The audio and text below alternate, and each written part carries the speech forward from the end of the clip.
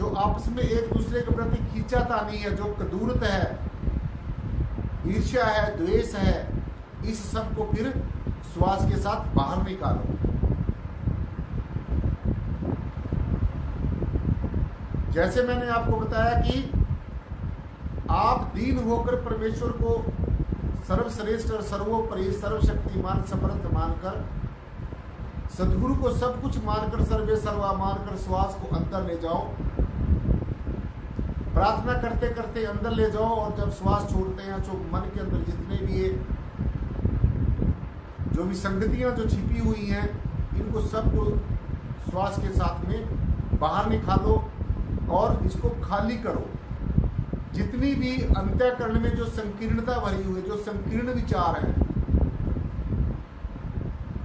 जो अंतःकरण में जो मलिनता है, जो संकीर्णता है, और जो दूषित विचार हैं,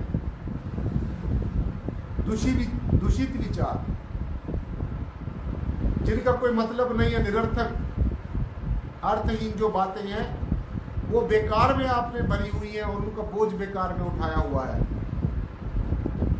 उनको बाहर निकालो। और जो मूढ़ मान्यताएं हैं, जो अपने आप बनाए हुए फैशन है, भक्ति में अपने आप बनाई हुई बातें हैं, जिनका कोई वेदों, शास्त्रों, ग्रंथों, उपनिषदों, पुराणों में कोई जिक्र नहीं है, लेकिन इंसान ने अपने आप ही अलग अलग जो फैशन बनाए हुए हैं, इन बातों को, तो इस संकीर्णता को, दूषित विचारों को, मूढ़ मान्यताओं को, कल्पनाओं को, वासनाओं को, ऐषणाओं को, तृष्णाओं को, इनको सबसे अंतःकरण से बाहर निकालो। अपने अंतःकरण को खाली करो।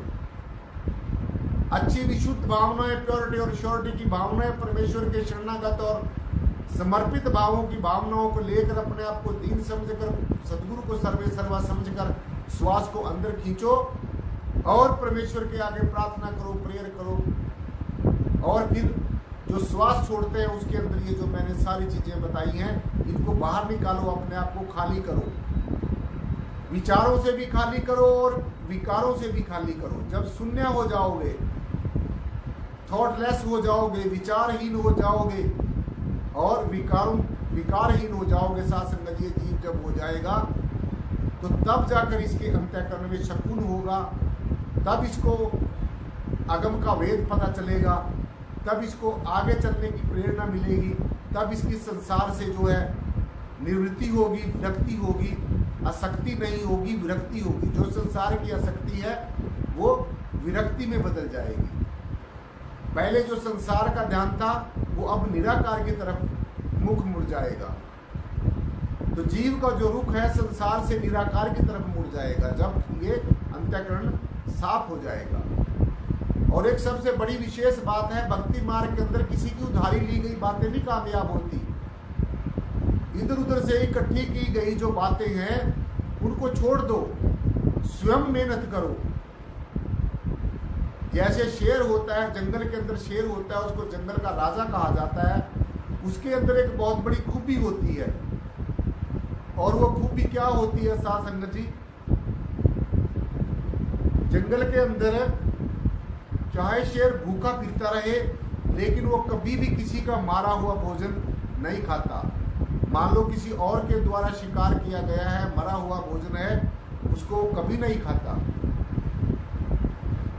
शेर के अंदर ये खूबी होती है कि अपना शिकार वो खुद करके खाता है, वरना भूखा घूमता रहेगा।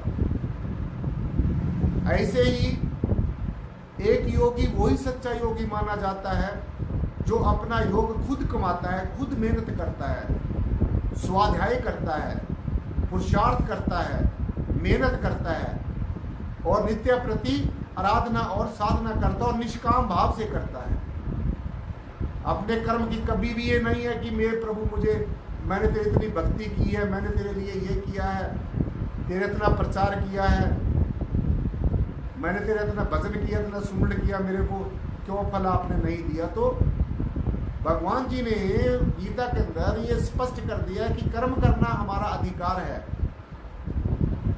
और फल देना परमेश्वर का काम है। परमात्मा अपना काम करेगा, आपने अपना काम करना है। ऐसा नहीं है कि 10 मिनट बैठ के आंखें बंद करके बैठ गए और फिर इच्छाओं का कटोरा लेकर खड़े हो गए परमात्मा के सामने, सदगुरु के सामने। ऐसा साधक नहीं बनना, ऐसा शिष्य नहीं बनना जो सदगुरु के ऊपर और परमात्मा के ऊपर बोझ बन जाए।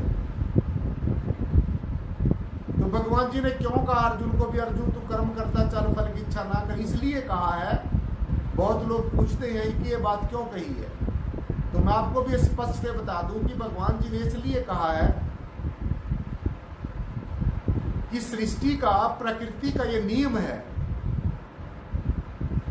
जो हम प्रकृति को देते हैं साथ संगत जी, जैसा हम प्रकृति के प्रति व्यवहार करते हैं तो प्रकृति ब्याज सहित हमें वही चीज वापस दे देती है। तो अगर आप ये समझ रहे हो कि कुछ भी ना करना पड़े और सब कुछ मिल जाए, थोड़ी देर इंसान के बनाए हुए भगवान के सामने खड़े होकर हम बस गिड़गिड़ा लिए, प्रार्थना कर ली, पत्थरों के आगे गिड़गिड़ा लिए, प्रार्थना कर ली और हम खुश हो गए, बस भगवान खुश हो गए। क्योंकि पत्थर ने बोलना नहीं है और आप अंदाजा लगा लेते, अपनी ही कहावत बना लेते, अपनी कहानी गढ़ लेते, ब्यास तो मैंने 1 घंटा प्रार्थना की है। सो जो जीव करता है प्रकृति के प्रति, प्रकृति उसको ब्याज सहित वैसा ही दे देती है। ऐसा नहीं हो सकता कि किया कुछ ना हो और मिल जाए सब कुछ, कभी नहीं हुआ, किसी भी क्षेत्र में नहीं होता। हर एक क्षेत्र में मेहनत करनी होती है। तो इसलिए किसी के ऊपर निर्भर ना होना चाहिए, आत्मनिर्भर बनना चाहिए।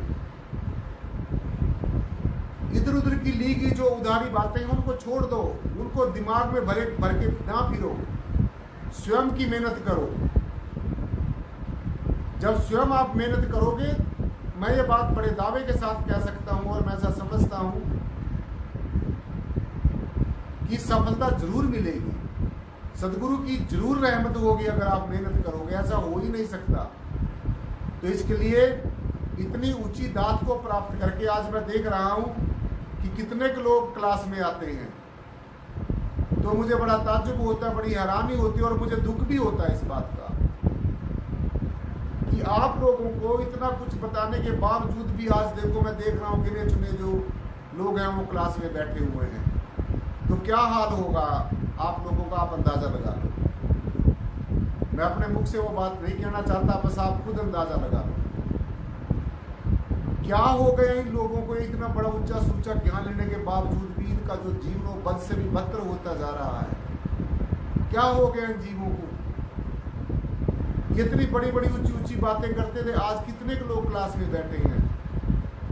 तो ऐसे जीवन को धिक्कार है जो अपने आप को भी धोखा दे रहा है, सदगुरु को भी धोखा दे रहा है और परमात्मा को भी धोखा दे रहा है। बस इस संसार में फंसा पड़ा है। इस संसार के रिश्ते नातों के मोह में ये जीव देखो किस कदर फंसा हुआ है। तो ऐसे जीवन का कोई फायदा नहीं है। आज कितने हजारों की तादाद में लोगों ने ज्ञान लिया हुआ है और आज मेरे ख्याल में गिने चुने जो लोग हैं वो क्लास में बैठे हैं। और आपके बड़े अहोभाग्य हैं कि आपको कुछ भी नहीं करना पड़ता, कोई शुल्क नहीं लिया जाता, कोई फीस नहीं ली जाती और आपको ये ज्ञान जो है वो मुफ्त में दे दिया जाता है। ये सदगुरु के वचन मुफ्त में आपको सुनने को मिल जाते हैं। आप मुझे ये मत कहना कि मैं अपने आप को सदगुरु कहता हूं। मैं सदगुरु नहीं हूं, मैं तो एक आम प्राणी हूं, आप जैसा आम इंसान हूं। आप मुझे कुछ भी कहते रहो, सदगुरु तो है, बस जो है आपको पता ही है, बताने की जरूरत नहीं है। कभी जो सोना होता है वो अपने आप को नहीं कहता कि मैं सोना हूं, उसको तो जौहरी ही पहचानता है। ऐसे ही सदगुरु की पहचान भी कोई ऐसा शीश कर सकता है साथ संगत, जिस बात की हर एक युग में कमी रही है। जब सदगुरु हमारे सामने होता है तो हम उसकी कदर ही नहीं करते। आज देखो आप सदगुरु की कितनी कदर कर रहे हैं, कितने के लोग आज क्लास में बैठे हैं। तो क्या होगा ऐसे लोगों का। अरे भाई अब तो लॉकडाउन चल रहा है, अब तो आपके पास 24 के 24 घंटे में आप कौन सी गेम खेलते रहते हैं कि जिसमें आप 24 घंटे व्यस्त रहते हैं। मुझे समझ ही नहीं लगती ये बात। लेकिन ये ध्यान रख लो अच्छी तरीके से, श्वास घटता जा रहा है। श्वास जो पूंजी में से वो घटता जा रहा है। फिर मत पछताना, फिर हाथ मलते ना रह जाना। फिर रोते रहेंगे, बिलखते फिरोगे और फिर लास्ट मोमेंट में कुछ भी होने वाला नहीं है। इसलिए स्वयं प्रयास करो हर रोज। मैं आपको यही बार बार कहता हूं कि आराधना करो, साधना करो। अगर आप निराकारी जागृति मिशन के अनुयायी हैं, अगर आप ना तो क्लास में आते हैं, ना सुमन भजन में बगैर नहीं बैठते, तो आप जो है निराकारी जागृति मिशन के अनुयायी नहीं है। क्योंकि मेरा जो रिश्ता है आप लोगों के साथ वो सत्संग का रिश्ता है। अगर आप सत्संग से जुड़े रहेंगे तो आपके ऊपर परमेश्वर की सदगुरु की दया मेरी होती रहेगी। और जैसे जैसे सदगुरु नू बसारा और व्यापन सारे रोग, सदगुरु नू बसारा और व्यापन सारे रोग, जैसे जैसे सदगुरु को भूलते जाओगे वैसे वैसे जो रोग है, तरह तरह की जो साध संगत जी, तरह तरह की जो बातें हैं, जो संसारिक बातें हैं, तरह तरह के जो रोग हैं, तरह तरह के जो शोक हैं, तरह तरह की जो आत्मग्लानि है, ईर्ष्या द्वेष, ये सब काल की जो माया है, सब अपने जीव के ऊपर अपना पंजा टिका लेती है। सदगुरु ही हमें बचाकर रखता है, सदगुरु ही हमारी संभाल करता है। इसीलिए हमारे गुरुओं ने, रहबरों ने, रहनुमाओं ने ये बड़ा क्लियर कट करके बताया है कि सदगुरु को बसारा व्यापन सारे रोग। जैसे जैसे सदगुरु को बसारते जाओगे तो तन के भी रोग घेर लेंगे, मन के भी रोग घेर लेंगे और आत्मिक संताप भी घेर लेंगे। क्योंकि शारीरिक रोग होते हैं, फिर मानसिक रोग होते हैं, फिर आत्मिक संताप होते हैं। ये सब काल की माया अपना पंजा टिका लेती है जैसे जैसे सदगुरु को भूलते जाता है जी। और जैसे जैसे सदगुरु के नजदीक आता जाता है तो ये सारे के सारी जो चीजें हैं ये दूर भाग जाती हैं। सदगुरु का जो दया भरा हाथ है वो हमारे ऊपर एक कवच की भांति होता है। जैसे बरसात में एक आदमी छतरी लेकर चलता है और दूसरा आदमी बिना छतरी से चलता है, तो जो छतरी लेकर जो आदमी बरसात में चल रहा है उसको थोड़ी बहुत ही बूंदे लगेगी, लेकिन वो पूरा नहीं भीगेगा, उसके ऊपर ज़्यादा असर नहीं होगा बरसात का।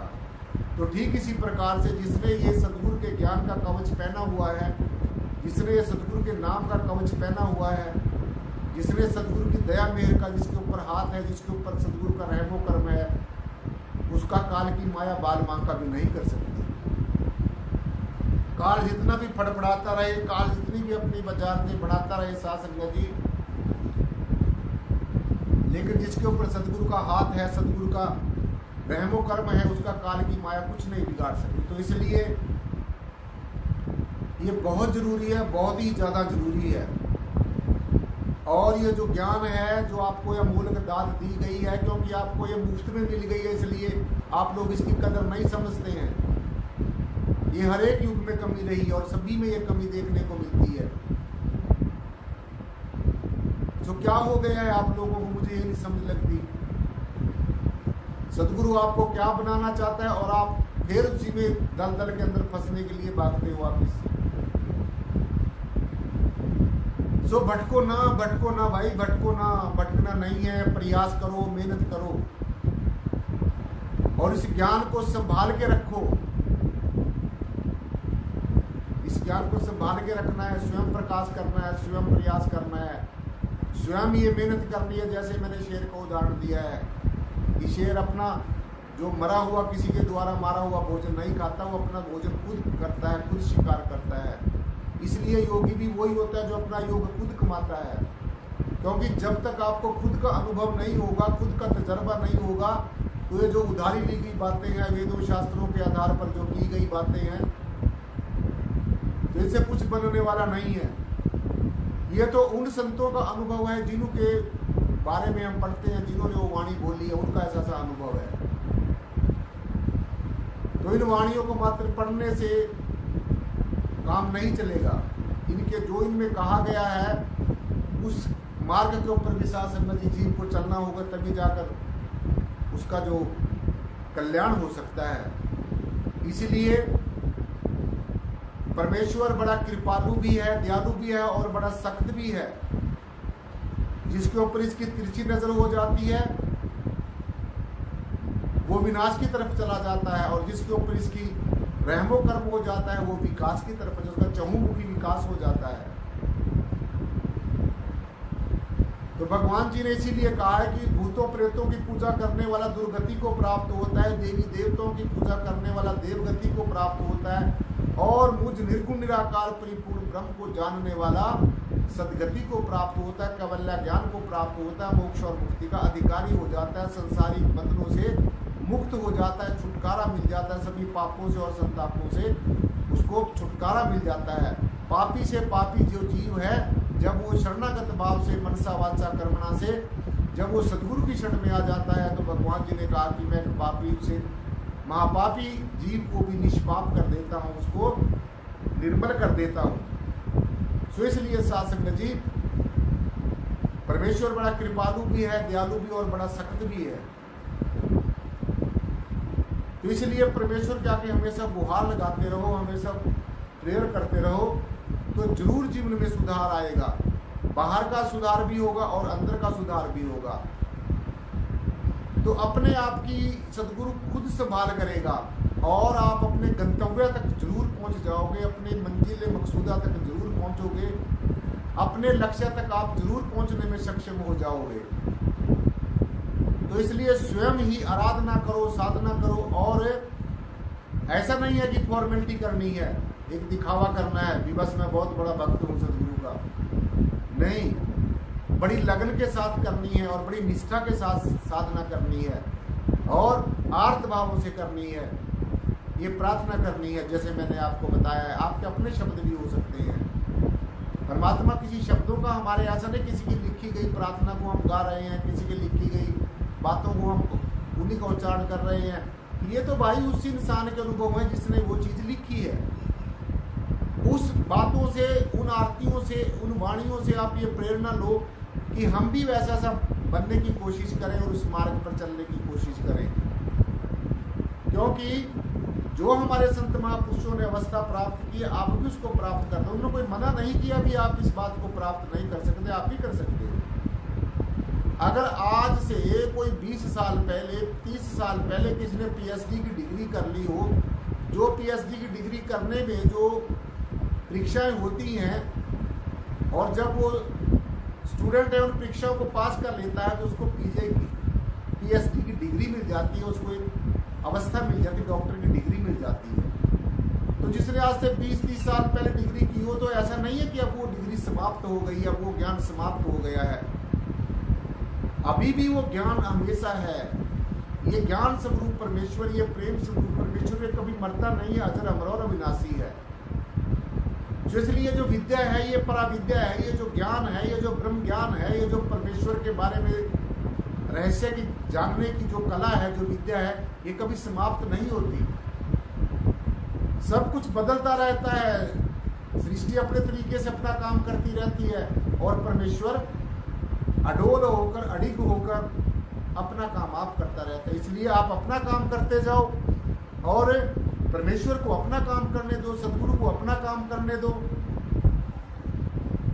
जब सारे अपना अपना काम करते जाएंगे, किसी के रास्ते में अटकल बनने की जरूरत ही नहीं है। सो इसलिए साध संगत जी, जब आप कर्म करोगे तो उसका फल जरूर मिलेगा। भगवान जी ने कहा ना कि कर्म कर, फल की इच्छा ना कर। तो कई पूछते हैं जी फल की इच्छा क्यों ना करें? क्योंकि ये तो अंडरस्टूड है, जो हम कर्म करेंगे उसका फल तो जरूर मिलेगा। ये विधि का विधान है, ये प्रकृति का नियम है, अकाट्य नियम है। लेकिन बार बार ये पूछने की जरूरत नहीं है। इसलिए बड़ी लगन के साथ और पूरी निष्ठा के साथ, पूरे संकल्प के साथ में साध संगत जी ये अपना जो कर्तव्य है ये निभाना होगा। तो तभी जाकर जितनी भी शंकाएं हैं, जितने डाउट्स हैं अध्यात्म के, जो जितनी शंकाएं हैं, जितने डाउट्स हैं, वो सब मिटते चले जाएंगे। और जो भी आप चाहोगे साध संगत जी, जो भी आप सोचोगे वो आपको जरूर मिलेगा। यह नहीं हो सकता है, यह नहीं हो सकता है, वह नहीं हो सकता है, मैं ये कर नहीं पाऊंगा। सुनने को मिला किसी को काम कह देते भी आपने ये काम करना है, तो आगे से क्या जवाब मिलता है? नहीं जी, नहीं जी, मैं नहीं कर पाऊंगा। क्योंकि आप सोच रहे हो ना कि मैं कर रहा हूं। जब आपको सदगुरु ने वचन दिया रे तू तो निमित्त मात्र है, तू तो सिर्फ एक मीडिया है, एक निमित्त मात्र है, एक साधन है। काम तो सदगुरु ने ही करना है, नाम तेरा होगा, काम सदगुरु करेगा। इसलिए ये नहीं कहना है कि नहीं जी नहीं जी नहीं जी मैंने तो करना नहीं है, मेरे से नहीं होगा, ये मैं इसको कर नहीं पाऊंगा, ऐसा। अब आप ही अभी आपने काम शुरू भी नहीं किया और आपने पहले ही अपना नकारात्मक दृष्टिकोण बना लिया। पहले नेगेटिविटी, नकारात्मकता को पकड़ लिया आपने, नेगेटिविटी को पकड़ लिया, बुजदिली को पकड़ लिया। तो अगर बुजदिली को आपने पकड़ तो बुजदिल बन जाओगे। ये सीधा सीधा शासन जी के नुस्खा है कि इसको नकारात्मक दृष्टिकोण को क्यों नहीं कर पाएंगे। आई कैन डू, बस ये मानना, I can do everything with the help of my believed सदगुरुदेव। मैं सदगुरु की सहायता से सब कुछ कर सकता हूँ, मैं सदगुरु की मदद से सब कुछ कर सकता हूँ। वाई आई कांट डू, मैं क्यों नहीं कर सकता, ऐसा भी तो आप लोग सोच सकते हैं। तो इसलिए इस नकारात्मक दृष्टिकोण को छोड़ना है, इसको दृष्टिकोण को छोड़ देना है, नेगेटिव अप्रोच को छोड़ना है और पॉजिटिव अप्रोच को अपनाना है। सो हर समय, हर घड़ी, हर श्वास में जो ये जीवन है ये ज्ञान की धारा में बह रहा है, इसको बहने दो, बहते चले दो, इसको चलने दो, इसको जीवन को बहने दो। इस धारा के अंदर आप भी बहते चले जाओ। और जैसे ये परमेश्वर, ये परब्रह्म निर्गुणाकार सर्वाधार विश्वाधार परम तत्व साक्षी होकर देख रहा है हर समय, ऐसे ही आप भी सीख अंश हो, आप भी साक्षी होकर सब चीजों को देखते चले जाओ और ये समझते चले जाओ कि कोई भी संसार की चीज स्थिर नहीं रहने वाली नहीं है। चाहे कुछ भी संसार में प्राप्त हो जाए, अगर ज्ञान प्राप्त ना हुआ, अगर ध्यान ना किया, अगर परमेश्वर की बंदगी ना की, ना खुदा की इबादत की, तो कुछ भी संसारिक चीजों का कितना भी हो जाए वो साथ संगत जी किसी भी काम के आने वाली नहीं है।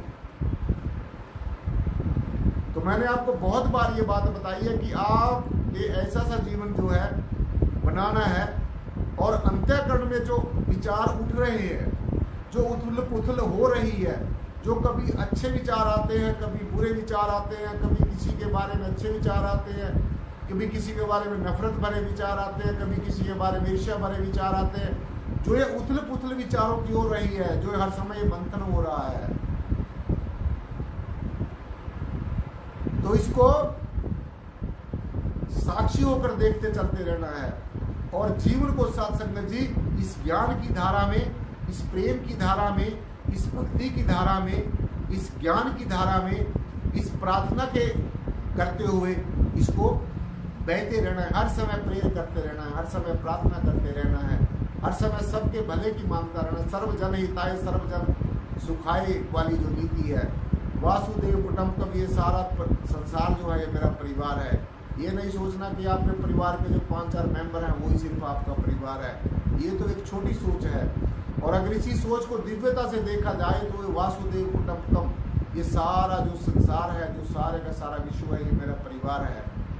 इसमें सब में रहने वाले जो जीव हैं उस सब के अंदर मेरा अपना स्वरूप समाया हुआ है, सब के अंदर परमेश्वर का स्वरूप समाया हुआ है, सबके अंदर शासन जी परमेश्वर अपना काम कर रहा है, अपने तरीके से अपना प्रकृति काम कर रही है।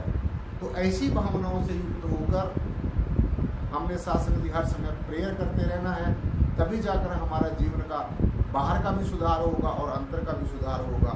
और आज मैं फिर ये बात आपको बताना चाहता हूँ कि बहुत कम स्टूडेंट क्लास में आते हैं और जितने बैठे भी हैं आप लोग, आप सबको चाहिए कि अपने आस पड़ोस वालों को चाहे फ़ोन पे कॉन्टेक्ट करके, चाहे किसी भी तरीके से उनके साथ में अपना संबंध बनाकर साथ संगत जी, तो सबको सत्संग में आने की, क्लास में आने की सबको प्रेरणा देनी है।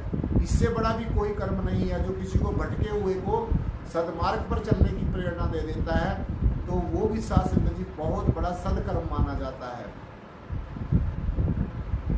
तो जितने भी क्लास में आज संत महापुरुष आए हैं, सबको साथ संगत जी चाहिए कि जितने भी आपके जानकार हैं, जिन्होंने ये ब्रह्म ज्ञान की दात को प्राप्त किया और चाहे नहीं भी किया हुआ है, तो सब ने क्लास में जरूर आना है और समय पे आना है। समय पे नहीं आप लोग आते हैं, 6:15 बज जाते हैं, 6:20 हो जाते हैं, तो आपने पक्की आदत बनाई हुई है कि बस इसी समय जाना है। कुछ लोग तो ना खोल खोल कर देखते रहते होंगे, फोन को खोल कर देखते रहते होंगे, उसको दबा दबा कर देखते रहते होंगे कि अभी लाइव हुए या नहीं हुए हैं। तो आप पूरे समय पे आइए और फिर पूरे समय पे क्लास को छोड़ दिया जाता है। अब 15-20 मिनट मेरे ख्याल में ज़्यादा हो गए हैं, इसीलिए मैं आपको ज़्यादा समय देता हूँ और आप लेट आते हैं और मैं फिर भी आपको ज़्यादा समय देता हूँ, क्योंकि मेरी ये इच्छा है कि आप जितने भी मेरी क्लास में पढ़ते हैं तो सारा का सारा 100% रिजल्ट आए। लेकिन मुझे नहीं लगता, ये देख ही रहे हैं कितनी की तादाद है, कितनी प्रेजेंसी है, तो क्या होगा ऐसे लोगों का जो क्लास में नहीं आते। तो आप सब ने उनको प्रेरणा देनी है कि वो सब क्लास में आए और जितने मेरी बात को सुन रहे हैं, मुझे देख रहे हैं, सुन रहे हैं, उन सबको चाहिए साथ संगत जी की अपने अपने घर जाकर दोबारा से फिर इन विचारों को सुना जाए।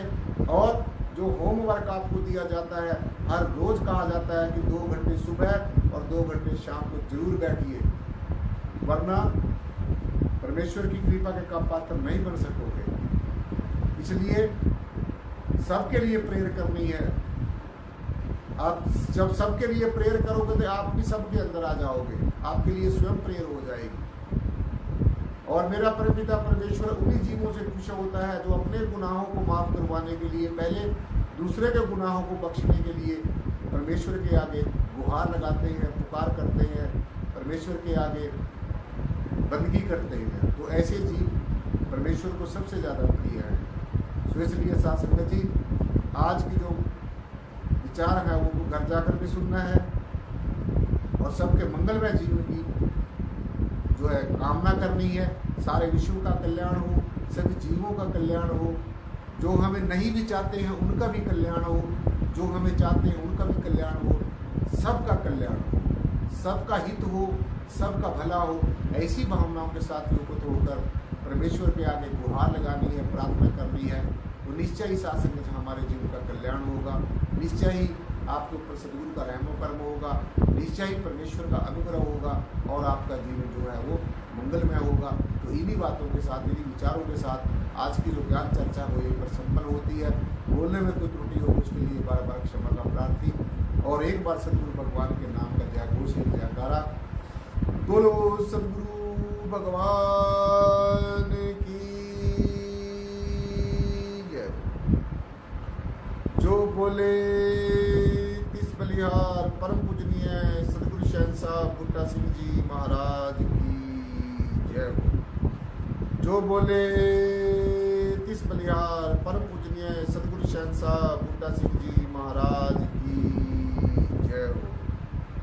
जो बोले तिस बलिहार सद्गुरु शहंशाह मेहताब सिंह जी महाराज की जय हो। जो बोले तिस बलिहार सद्गुरु शहंशाह लक्ष्मण सिंह जी महाराज की जय हो। जो बोले तिस बलिहार सद्गुरु शहंशाह प्रीतमनाथ जी महाराज की जय हो।